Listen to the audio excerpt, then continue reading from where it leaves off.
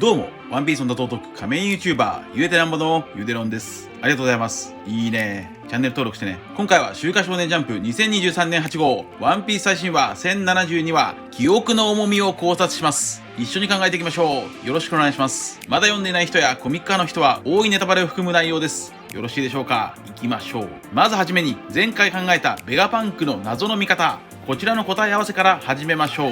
前回ベガパンクの謎の見方はスモーカーまたはドレークではないかと考えました。しかし正解はコメント欄で数多くいただいたスチューシー。やらかしました。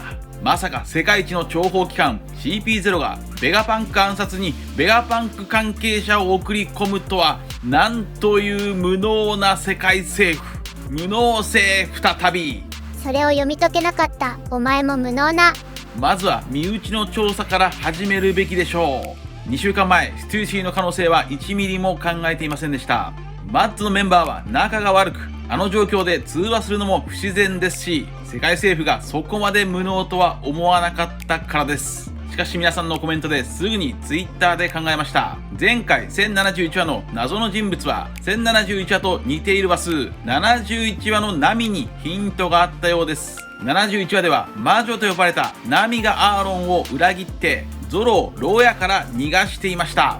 これを見逃していました。そして1072話で裏切ったステューシーはまさに魔女のよう。さらに1071話と1072話に似ている171話と172話ではマネマネの実のボンちゃんがコブラ王に化けて国民を騙していました。ガッハッハッハ。あやふやね。1072話のキーワードはあやふやだったのよ。ちなみにボンちゃんに騙されたアラバスタの子供カッパはボニーの能力で子供になったベガパンクにそっくりです。ステューシーの正体は元ロックス海賊団でウィーブルの母親バッキンのクローンであり、さらにボニーもクローンの可能性があります。となると黒住日暮が一瞬だけマネマネの実で変身したこの美女はバッキンガム・ステューシーだったのか。黒住日暮は元ロックス海賊団金獅子の式にも変身していました。さらにこの1072話の反転話数も先に考えましょう。1072話をひっくり返すと271話。それは前回考えたようにもだえ苦しむ空島の上ばみ。1072話では蛇のように覚醒したキリンの核がキリマンジャイロを放ち最後に倒されています。以上が今回の話数の理論です。今後はこの理論をもっと注意深く考えていきます。続いて本編の流れの考察を始めましょう。1072話のスタートはベガパンクを騙すボニー。ここでいきなりベガパンクの手記が語られます。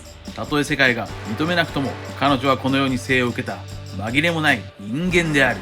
成功したのだ。これは一体誰のことでしょうか。このテキストはボニーと同じコマにありましたから、まさかボニーは人造人間なのか。この1072話の最後にはマッツのクローン第1号バッキンガム・ステューシーが登場していますが、ステューシーだけでなくボニーもまたクローンなのか。これが1072話の話数の語呂合わせ1つ目。人同じでしょう。ステューシーがクローンならボニーもクローンの可能性。この2人は同じあやふやな存在なのか。ベガパンクを騙すために子供の姿になって泣くボニー。つまりここでボニーはベガパンクの記憶、思い出に訴えています。ボニーは子供の頃エッグヘッドにいました。おそらくベガパンクに可愛がられていたのでしょう。ベガパンクは慌ててボニーに近づきます。しかしボニーは巨漢になり体を突き刺してベガパンクの体から年齢、輝ける年月を宝石として具現化しました。するとベガパンクは子供の姿になってしまう。ジュエリーボニーとは年齢を宝石、ジュエリーに変えて棒に振る能力。ベガパンクは積み重ねた年月が棒に振ることになると嘆く。これが1072話の話数の語呂合わせ2つ目。ピンチ2でしょう。この1072話ではベガパンクだけではなく麦わらの一味もルッチたちも全員がピンチになっています。そしてボニーは父親クマについてベガパンクを問い詰めます。これが1072話の話数の語呂合わせ3つ目。人をなじるでしょう。人をなじるとは相手の不満点を問い詰めることです。場面は変わってレッドポートのクマ、レッドラインの壁を登り始めるクマですが、なぜクマは壁を登るのか。前回クマは目的地への着地に失敗したと考えました。確かに失敗はしたものの、どうやら目的地はエッグヘッドではなく聖地マリージョアのようです。なぜクマはサボたちが命を懸けて助けてくれたマリージョアへ戻るのか。それはやはりボニーに何か関係があるのでしょう。世界政府はボニーを重要視していました。しかし杯はもう全て終わったとも言っていました。つまりおそらく世界政府が欲しかったのは年齢を操作できるボニーの能力でしょうか。ボニーの能力があれば疑似的なフローを実現できます。そしてボニーは子供の頃エッグヘッドにいましたから、ボニーの悪魔の実はそこで複製された。ボニーの悪魔の実の複製があれば、ボニー本人は世界政府に拘束されません。これと引き換えにクマは自らの体を実験体として提供したのでしょうか。これが1072話の話数の語呂合わせ4つ目、ドナーニでしょう。ドナーとは臓器などの提供者です。クマは自ら自我を失うことを決断したと言います。それはベガパンクにとって思い出したくない辛く重い記憶。ベガパンクはクマが政府の実験体になった理由を話せばボニーを傷つけてしまうため、ボニーにはその理由を決して話さないと約束したという。やはりクマはボニーのために実験体になったのでしょう。さらにボニーは誰かのクローンなのか。それでもボニーはベアパンクを問い詰める。そんなボニーは謎の部屋を発見。部屋の扉をオイルショックで破壊。オイルとオイル。これは1年前から僕が言っていたダジャレです。ボニーが謎の部屋を開けると、そこにはクマが残したニキニキの巨大なエネルギーがある。これが1072話の話数の語呂合わせ5つ目、インエナジーでしょう。エネルギーが満ちているという意味です。ここでベガパンクは思いの研究を思い出す。ウエストブルーの科学者が人間は死んだ後 21g ほど体重が減ることを発見したといいます。思いと思いの実験。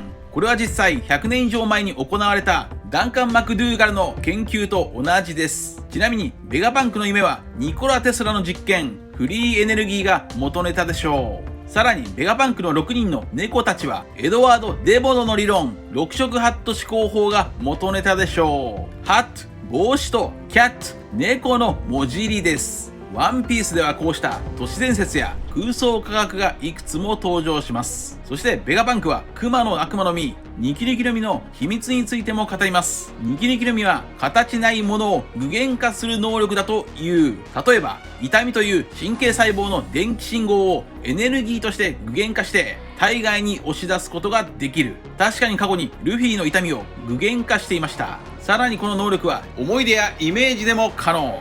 だからベガパンクは人間の記憶の重さを知りたい。かつてクマの記憶の重さを測るために取り出したエネルギーが今ボニーの目の前にある。父親クマの記憶のエネルギーに触れようとするボニー。そこには隠されたクマとボニーの秘密がある。場面は変わってベガパンク社下。なんとラボにはすでに4体のセラフィムが上陸。どうやらセラフィムたちは戦闘状況に応じてそれぞれが判断して命令なしで CP0 の支援に来たといいます。しかしセラフィムに命令できる権利は CP0 よりもベガパンクの方が上。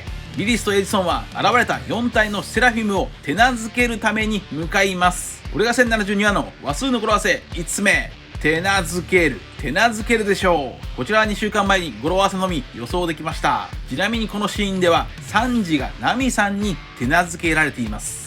場面は変わって船を守るゾロとブルック。なんと覚醒したカクと戦っています。その姿はまるで清流カイドウのよう。カイドウと核のつながりは1年前このように考えました。こちらです。ちなみにゾロがアシュラを放ったのは NESOB417 話、タイトルはアシュラです。ここでは牛牛の実のキリン、人獣型核をアシュラで倒していますが、キリンはイコールキリンです。そしてキリンの顔は竜ですから、清流であるカイドウと繋がっています。竜とキリンです。そして1072話の核は、その反転話数271話の上ばみとも繋がっている。しかし覚醒した核ではゾロにはやはりかないません。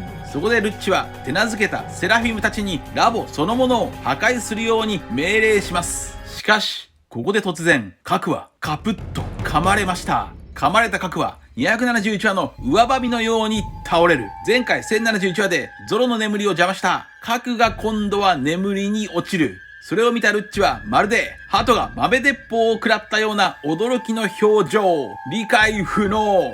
核を噛んだのは黒い翼のシトゥーシー。シトゥーシーの正体は元ロックス海賊団のメンバー。ミス・バッキンガム・シトゥーシーのクローン。マッツのクローン実験成功対1号。ミス・バッキンガムとはバッキンでしょう。バッキンは白ひげと共に元ロックス海賊団にいました。となると、白ひげとバッキンの息子、ウィーブルとは、バッキンが白ひげの血統因子から勝手に作ったクローンの可能性。しかし、その採取した血統因子が古かったのか。ウィーブルの見た目は白ひげにはあまり似ていません。そしてシトゥーシーの能力は何でしょうか。シトゥーシーに噛まれた核は睡魔に襲われています。睡魔とは睡魔。シトゥーシーの姿は悪魔のよう。シトゥーシーの異名は歓楽街の女王。歓楽街とはエッチなお店が並ぶ街。シトゥーシーの能力は男のエネルギーを吸い取るサキュバス。